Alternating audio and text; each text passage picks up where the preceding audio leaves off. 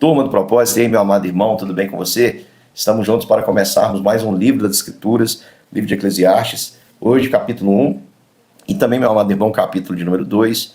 Lembrando que estamos todos os dias nesse ritmo, um capítulo por dia, para terminarmos no ano que vem, no final do ano que vem, toda a Escritura. Oramos com você e buscamos orientação na Palavra de Deus para podermos mudar e assim glorificar o nome do nosso Senhor. Vamos juntos, meu irmão. Eu vou usar predominantemente a Bíblia Linguagem de hoje para o melhor entendimento. Vou usar a Bíblia Revista Atualizada também, quando tivermos aí algum versículo mais conhecido, mas vou usar predominantemente a Bíblia Linguagem de hoje. O livro de Eclesiastes é um livro de Salomão que vai mostrar a vida como ela é. É um livro bem sincero, um relato bem sincero da vida, sem uma visão romântica. Se a gente pudesse comparar o livro de Eclesiastes a uma fruta, ela seria o limão, bem ácida. Nós vamos ouvir aqui relatos de Salomão que nós não gostaríamos, muitas vezes, de ouvir, fatos que nós não gostaríamos de presenciar, mas que Salomão descreveu refletindo sobre essas coisas. Então, no primeiro capítulo, ele se apresenta, ele fala que é as palavras do sábio ou do pregador, como diz aí a Bíblia Revista Atualizada, filho de Davi, para deixar claro que é um livro que tem a autoria de Salomão. E ele vai chamar de vaidade, ele vai dizer vaidade, vaidade, tudo é vaidade. A Bíblia Linguagem de hoje vai usar o termo, muitas vezes, ilusão. A palavra aqui no hebraico é a mesma palavra para vapor. É como uma neblina, uma fumaça que nem bem se fez, ela se desfaz facilmente. Assim, Salomão vai descrever praticamente todas as coisas na existência humana como vapor, como algo de pequena durabilidade. Por mais grandioso que seja, aquilo dura apenas um momento. E ele vai descrever aqui no capítulo 1 a sua teoria da história. Ele vai dizer que a história é cíclica, que não há nada novo, que tudo se repete. Nem bem aquilo que acontece hoje já aconteceu no passado. E você vai perceber isso com clareza a partir do momento aqui que eu começar a mostrar para você. Então ele diz assim, ilusão, ilusão, estou usando aqui a Bíblia Linguagem de hoje, diz o sábio, tudo é ilusão, a gente gasta a vida trabalhando, se esforçando, e afinal, que vantagem a gente leva de tudo isso? Ele faz essa pergunta. Que proveito a gente tem de tudo isso? Geração vai, geração vem, mas a terra permanece a mesma para sempre. Permanece para sempre. Ele está dizendo aqui, pessoas nascem, pessoas morrem, o mundo continua sempre o mesmo.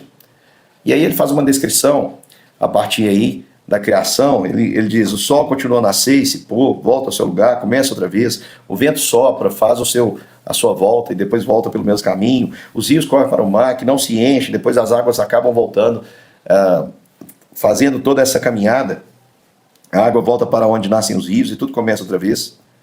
E ele está dizendo que essa repetição, ela é uma mesmice que muitas vezes leva ao cansaço.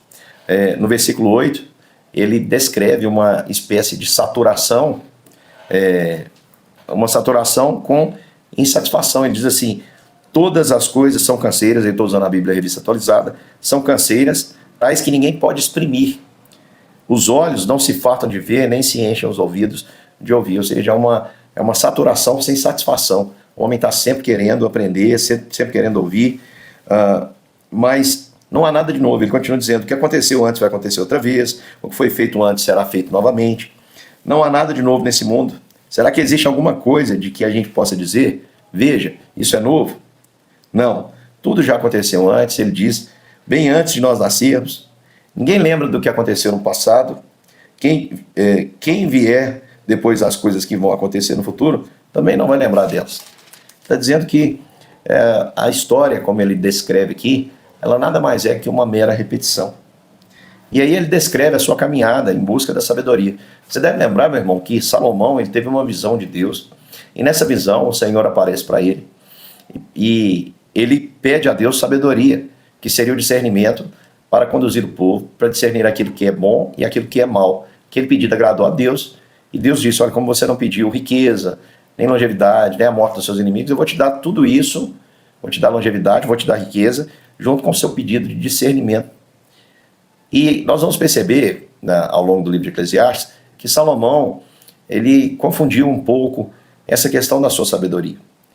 Porque ele achou que a fonte era uma, e ele vai perceber que a fonte era outra. Nós vamos ver isso com calma no livro de Eclesiastes.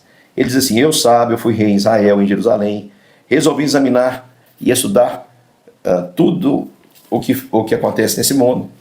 E ele diz aqui, que serviço cansativo é esse que Deus nos deu. Por quê? Porque quanto mais a gente aprende, mais a gente entende que não sabe, meu irmão. Aquele que acha que sabe, disse o apóstolo Paulo, não aprendeu como convém saber. Ninguém sabe de todas as coisas e não há limite para o conhecimento. Salomão vai afirmar isso. E ele diz, eu tenho visto tudo o que se faz nesse mundo e digo, tudo é vaidade, tudo é ilusão. É tudo correr atrás do vento. Ninguém pode endireitar o que é torto, nem fazer contas quando faltam números. E pensei assim, eu me tornei um grande homem, muito mais sábio do que todos os que governaram Jerusalém antes de mim. Eu realmente sei o que é sabedoria e o que é conhecimento. Assim, procurei descobrir o que é o conhecimento e a sabedoria, o que é a tolice e a falta de juízo. Mas descobri que isso é o mesmo que correr atrás do vento. Quanto mais sábia é uma pessoa, mais aborrecimentos ela tem. E quanto mais sábio, mais ela sofre. Aqui na Bíblia Revista Atualizada ele vai dizer assim, apliquei o coração a conhecer a sabedoria, a saber o que é loucura, o que é estultice, e vim a saber que também isso é correr atrás do vento. Na jornada dele entender a diferença entre o que é sabedoria, o que é loucura ou falta de juízo, a estultícia ou a loucura, ele entendeu que isso também era ilusão. Porque na muita sabedoria há muito enfado. E o que aumenta em ciência, aumenta em tristeza. De fato, meu irmão, vou dar um exemplo para você. Esses dias eu li uma frase que eu já tinha ouvido várias vezes, mas dentro do contexto fez muito sentido, dentro do contexto que nós estamos vivendo. Alguém escreveu assim, a ignorância é uma bênção. Ou você escolhe não saber do que está acontecendo no mundo, ou escolhe ter paz. As duas coisas são impossíveis. Eu parei para refletir naquilo que aquela pessoa estava afirmando, que a ignorância é uma bênção, e de fato, meu irmão, não saber traz um certo conforto. Não saber traz até uma certa falta de responsabilidade. Entendeu o que eu quero dizer? Por exemplo, se eu não sei sobre algo, eu não sou responsável por aquilo. Mas a partir do momento que eu sei, aquilo pode trazer para mim um sofrimento. E é o que Salomão está dizendo. Ele diz aqui que o que aumenta em sabedoria, há muito enfado. O que aumenta em ciência, aumenta em tristeza. Fique comigo para você entender melhor a mensagem desse livro. Entenda que o livro de Eclesiastes é um livro que está conectado. Então não perca o próximo capítulo. Aplique isso ao seu coração. Entenda que existe uma sabedoria, existe algo que permanece. Mas a sabedoria não é a sabedoria humana. E que a vida, muitas vezes, ela pode dar essa sensação mesmo, de que nada vale a pena. Mas Salomão vai mostrar aqui para nós, no livro de Eclesiastes, um caminho, você não pode perder isso, meu irmão. Então até daqui a pouquinho para mais um capítulo das Escrituras.